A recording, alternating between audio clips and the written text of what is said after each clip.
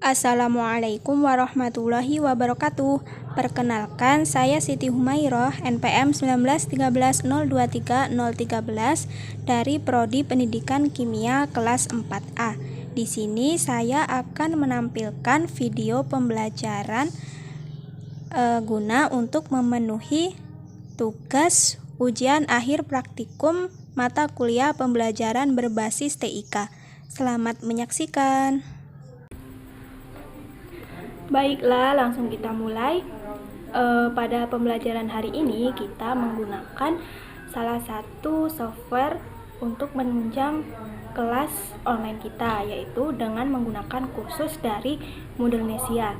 Nah, sebelumnya saya telah membuat kursus ini dengan software Moodlenesia, yaitu dengan materi hidrolisis garam. Nah, untuk yang pertama, maka tampilannya akan seperti ini. Untuk siswa sebelumnya harus men-enroll terlebih dahulu kelas ini. Kemudian akan muncul tampilan dashboard seperti ini. Nah, kita mulai untuk pendahuluan, yaitu selamat datang di pembelajaran kimia kelas 11. Nah, di sini terdapat kompetensi dasar. Yang pertama yaitu menganalisis kesetimbangan ion dalam larutan garam dan menghubungkan pH-nya, serta 4.11 melaporkan percobaan tentang sifat asam dan basa berbagai larutan garam dengan indikatornya.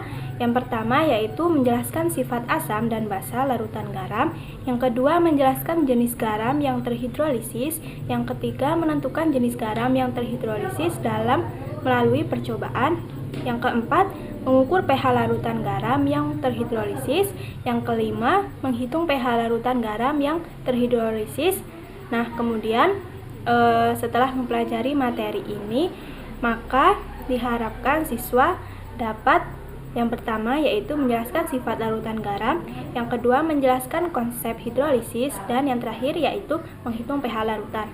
Nah, untuk pertemuan yang pertama yaitu kita akan membahas tentang sifat larutan garam dan konsep hidrolisis. Nah, di sini sebelum kita memulainya terlebih dahulu siswa diharapkan untuk mengisi daftar hadir. Nah, untuk indikator pencapaian kompetensi pada pertemuan kali ini, yang pertama yaitu menjelaskan sifat larutan garam, dan yang kedua yaitu menjelaskan konsep hidrolisis.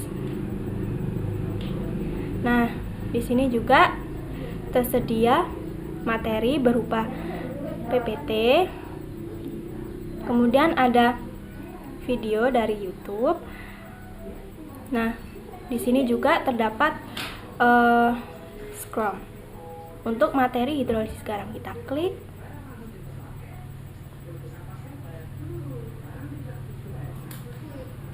Lalu kita enter.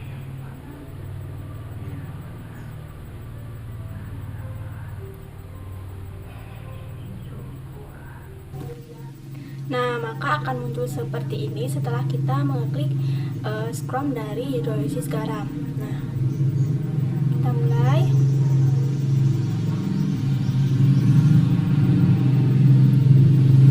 Kita klik. Nah, yang pertama yaitu sifat larutan garam dan konsep hidrolisis. Nah, yang pertama yaitu sifat larutan garam. Garam merupakan senyawa ion yang terdiri dari kation logam dan anion sisa asam. Kation garam dapat dianggap berasal dari suatu basa, sedangkan anionnya berasal dari suatu asam. Jadi, setiap garam mempunyai komponen basa atau kation dan komponen asam yaitu anion. Nah, contohnya yaitu natrium klorida terdiri atas kation Na+ yang dapat dianggap berasal dari NaOH dan anion Cl- yang berasal dari HCl. Nah, di dalam air NaCl terdapat sebagai ion-ion yang terpisah. Nah, untuk reaksinya yaitu NaCl dalam fase aquos menjadi Na+ dalam fase aquos dan Cl- dalam fase aquos. Nah, untuk sifat larutan garam bergantung pada kekuatan relatif asam basa penyusunnya. Yang pertama, garam dari asam kuat dan basa kuat bersifat netral. Yang kedua, garam dari asam kuat dan basa lemah bersifat asam. Garam dari asam lemah dan basa bersifat basa, dan garam dari asam lemah dan basa lemah bergantung pada harga tetapan ionisasi asam dan ionisasi basanya, atau Ka dan Kb. Nah, untuk Ka lebih besar dari Kb bersifat asam, untuk Ka kurang dari Kb bersifat basa, dan untuk Ka sama dengan Kb bersifat netral. Nah, yang kedua yaitu konsep hidrolisis. Hidrolisis merupakan istilah yang umum digunakan untuk reaksi zat dengan air, atau hidrolisis berasal dari kata hydro yang berarti air dan lisis yang berarti peruraian. Nah, komponen garam yaitu kation atau anion yang berasal dari asam lemah atau basa lemah bereaksi dengan air atau terhidrolisis. Hidrolisis kation menghasilkan ion H3O+ sama dengan H+, sedangkan hidrolisis anion menghasilkan ion OH-. Nah, untuk yang selanjutnya yaitu garam dari asam kuat dan basa kuat.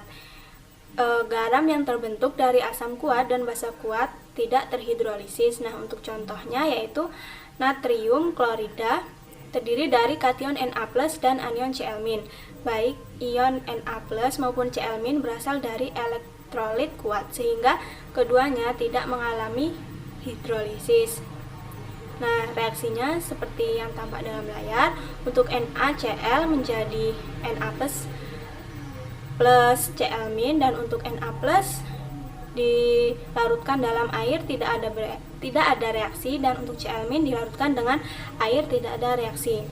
Kemudian garam dari basa kuat dan asam lemah. Garam yang terbentuk dari asam lemah dan basa kuat mengalami hidrolisis anion. Nah, untuk natrium asetat terdiri dari Na+ dan anion CH3COO-. Ion Na+ berasal dari basa kuat NaOH sehingga tidak bereaksi dengan air. Ion CH3COO- berasal dari asam lemah sehingga bereaksi dengan air. Jadi NaCH3COO terhidrolisis sebagian atau parsial, yaitu hidrolisis anion CH3COO- sehingga hidrolisis anion menghasilkan ion OH- sehingga larutan bersifat basa. Kemudian ada garam dari asam kuat dan basa lemah. Garam yang terbentuk dari asam kuat dan basa lemah mengalami hidrolisis sebagian atau parsial, yaitu hidrolisis kation. Nah, untuk contohnya seperti yang tampak dalam layar. Nah, jadi hidrolisis kation menghasilkan ion H3O+ sehingga larutan bersifat asam. Kemudian garam dari asam lemah dan basa lemah. Baik kation maupun anion dari garam yang terbentuk dari asam lemah dan basa lemah terhidrolisis dalam air sehingga disebut dengan hidrolisis total. Nah, untuk contohnya bisa dilihat dalam layar.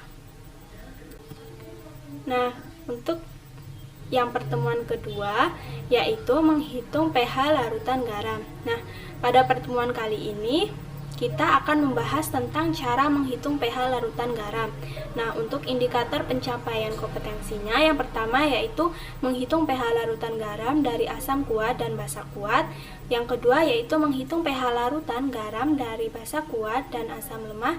Yang ketiga yaitu menghitung pH larutan garam dari asam kuat dan basa kuat.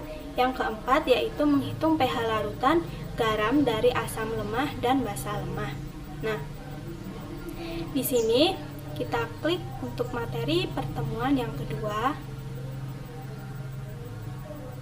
Nah, setelah terdownload maka akan terbaca seperti ini tampilannya. Kita lanjut yaitu menghitung pH larutan garam. Nah, reaksi hidrolisis merupakan reaksi kesetimbangan. Meskipun hanya sebagian kecil dari garam tersebut yang mengalami hidrolisis, tetapi cukup untuk mengubah pH larutan. Tetapan kesetimbangan dari reaksi hidrolisis disebut tetapan hidrolisis dan dinyatakan dengan lambang KH. Nah, yang pertama yaitu garam dari asam kuat dan basa kuat. Garam yang berasal dari asam kuat dan basa kuat tidak mengalami hidrolisis sehingga larutannya bersifat netral dengan pH sama dengan 7. Nah, yang kedua yaitu garam dari basa kuat dan asam lemah. garam dari basa kuat dan asam lemah mengalami hidrolisis parsial atau hidrolisis sebagian, yaitu hidrolisis anion. Nah, untuk rumusnya yaitu konsentrasi OH- sama dengan akar kuadrat dari KW per KA dikali M, dengan KW yaitu tetapan kesetimbangan air, untuk KA yaitu tetapan ionisasi asam lemah, dan untuk M yaitu konsentrasi anion yang terhidrolisis. Nah, yang ketiga yaitu garam dari asam kuat dan basa lemah. Garam yang berasal dari asam kuat dan basa lemah mengalami hidrolisis kation.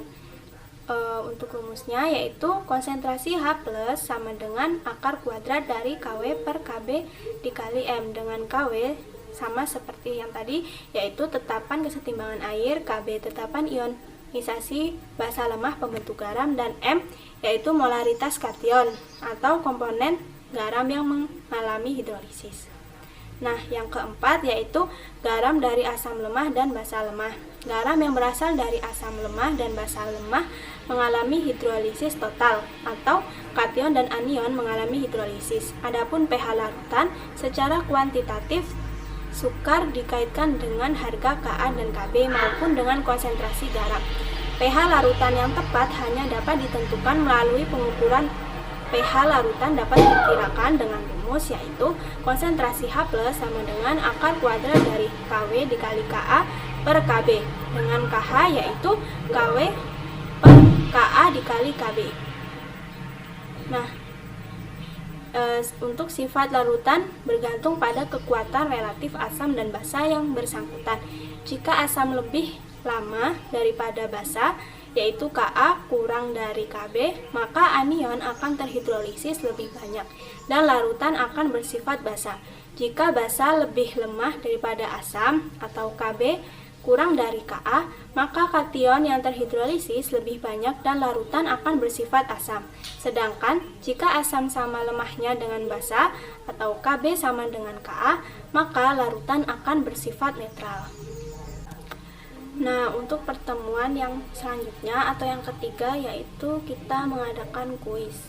Nah, untuk kuisnya yaitu tentang materi sifat larutan garam, konsep hidrolisis, dan menghitung pH larutan garam. Nah, sebelumnya saya telah membuat kuis dengan aplikasi iSpring Suite 10. Nah, maka tampilannya akan seperti ini. Nah, ini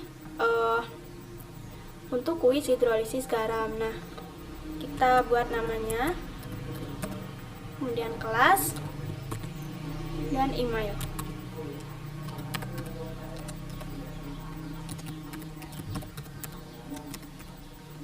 Nah, langsung kita klik start quiz. Nah, maka tampilannya akan seperti ini. Nah, kita pilih saja. Nah, jika jawaban benar, maka akan tampil seperti ini. Selamat, jawabanmu benar.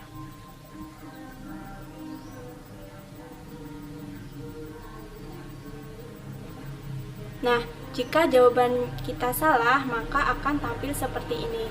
Nah, maaf, jawabanmu kurang tepat. Nah, setelah selesai mengerjakan soal, maka akan muncul skor kita. Nah, di sini tertera skor dan passing skor. Nah, di sini juga kita bisa mereview kuis. Nah, di sini kita klik. Nah, maka akan muncul review dari soal-soal tadi. Nah, di sini juga ada pembahasannya atau kunci jawabannya, manakah jawaban yang benar atau yang salah. Demikianlah yang dapat saya sampaikan. Kurang dan lebihnya saya mohon maaf. Dan kepada Allah saya mohon ampun. Saya akhiri, wabillahi taufik wal hidayah. Wassalamualaikum warahmatullahi wabarakatuh.